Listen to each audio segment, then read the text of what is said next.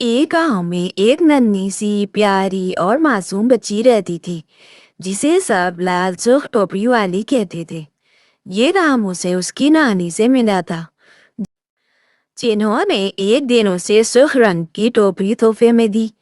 बच्ची को वो टोपी इतनी पसंद आई कि वो हमेशा उसे पहने रखती, चाहे कोई भी मौका हो।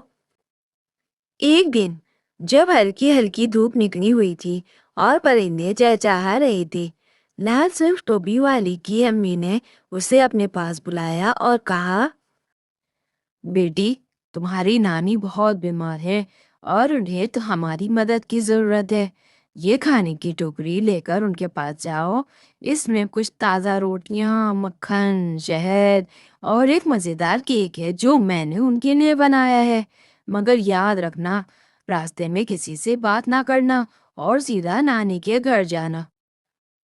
बच्ची ने वो टोकरी अपनी अम्मी से ले ली और खुशी खुशी नानी के घर की तरफ चल दी। नानी का घर गांव के किनारे एक घने जंगल के पार था। रास्ता बहुत लंबा था, लेकिन बच्ची खुश थी क्योंकि उसे जंगल के खूबसूरत मनासिर बहुत पसंद थे। लाल सुर्ख टोपी वाली बच्ची हंसती मुस्कुराती और खूब मजे लेती हुई जंगल की तरफ से गुजर रही थी कि अचानक दरख्त के पीछे से एक बड़ा सा खतरनाक भेड़िया निकल आया। भेड़िया भूखा था, लेकिन वो समझदार भी था। वो जानता था कि अगर वो फौरन बच्ची को पकड़ने की कोशिश करेगा तो वो शोर मचा देगी। इसलिए उसने एक नरम और मीठी आवाज में कहा, अरे प्यारी बच्ची, तुम अकेले इस कदर खुशी खुशी कहाँ जा रही हो? सुर्ख टोपी वाली बच्ची मासूम थी। उसे मालूम नहीं था कि जंगल के दरिंदे मीठी बातें भी कर सकते हैं। उसने मुस्कुराते हुए जवाब दिया, मेरी नानी बहुत बीमार है, इसलिए मैं उनके घर जा रही हूँ। अम्मी ने कुछ चीजें उनके लिए खाने पीने के लिए बना कर रखी थी, वो भी उनको देने जा रही हूँ। भेड़िया चालाकी से बोला। अच्छा, तो तुम नानी के घर जा रही हो? उनका घर कहाँ है? बच्ची ने उसे सादगी से रास्ता बता दिया। मेरी नानी जंगल के उस पार बड़े बलूत के दरख्त के करीब सिर्फ छत वाले छोटे से घर में रहती है। ये सुनकर भेड़िया दिल ही दिल में बहुत खुश हुआ और सोचा, अगर मैं नानी को पहले खा लूं तो फिर ये बच्ची खुद ही मेरे हाथ आ जाएगी। वो बच्ची को धोखा देने के लिए बोला, बेटी, जंगल बहुत खूबसूरत है। तुमने इन खूबसूरत फूलों को देखा? तुम नानी के लिए कुछ ताजा फूल क्यों नहीं चुन लेती? वो बहुत खुश हो जाएंगी। बच्ची ने इधर उधर देखा। वाकई जंगल रंग बिरंगे फूलों से भरा हुआ था। वो खुश होकर फूल चुनने लगी और भेड़िया मौके से फायदा उठाकर तेजी से नानी के घर की तरफ दौड़ पड़ा। नानी के घर पहुंचकर भेड़िए ने दरवाजा खटखटाया। नानी ने अंदर से पूछा। कौन है? भेड़िया मीठी आवाज में बोला, नानी, मैं लाल सुर्ख टोपी वाली बच्ची हूँ। आपके लिए खाने की चीजें लाई हूँ जो अम्मी ने आपके लिए भेजी हैं।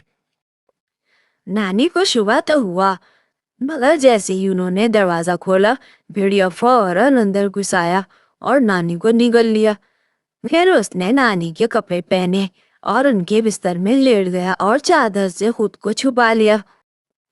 कुछ देर बाद लाल सुर्ख टोपी वाली बच्ची टोकरी हाथ में लिए खुशी खुशी नानी के घर पहुंची। दरवाजा हल्का सा खुला हुआ था, जो कि आमतौर पर नहीं होता था। अंदर दाखिल होकर उसने नानी को बिस्तर में लेटे देखा, मगर उसे कुछ अजीब सा लगा। बच्ची ने नानी से कहा, नानी, आज आप कुछ बदली बदली लग रही हैं।